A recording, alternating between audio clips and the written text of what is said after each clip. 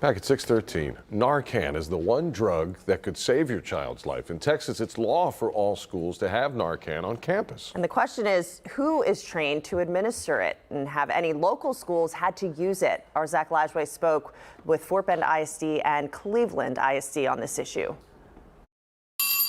It's another tool to keep your child safe at school. Narcan, an over-the-counter nasal spray used to reverse an opioid overdose. It's at all of our secondary schools, so all of our middle school and high school campuses, and we're in the process of putting it in our elementary schools as well. Yes, even elementary schools, says registered nurse Maria Johnson. Because it could be anyone that's affected. Curiosity.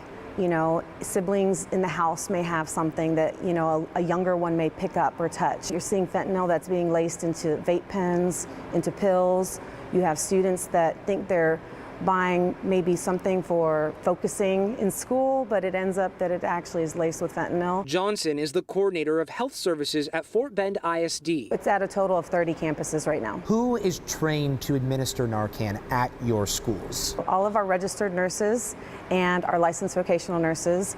We have 83 registered nurses in the district for our gen ed.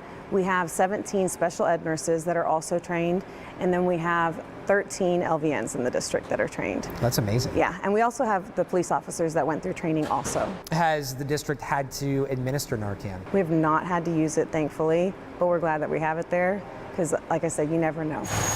A district 70 miles north is also thankful for Narcan. August 8th was the first day of school. Since then, Narcan has been administered 4 successful times. I think it was about a week or two in that we had our first dose.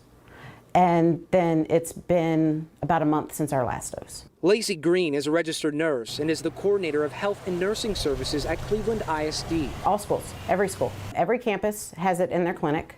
The high school has an extra set of doses in their clinic. Every officer carries Narcan on their belts. The transportation department carries it. We're training anybody who is with students. I would say about 100 right now with the district. Green says since the start of the school year, there have been 15 incidents in which students needed medical attention.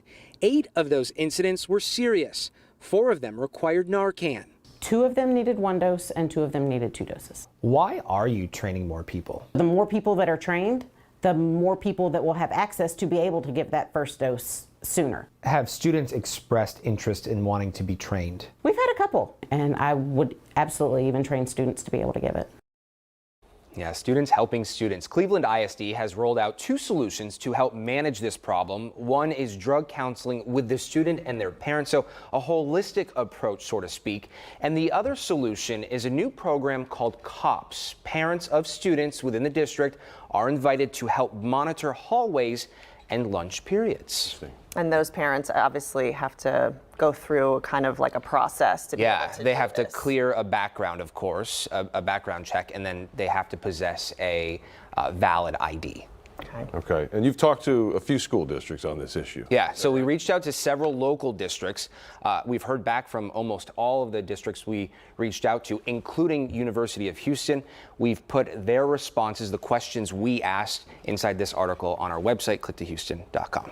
It's incredible. It is. Yeah, saving lots more lives.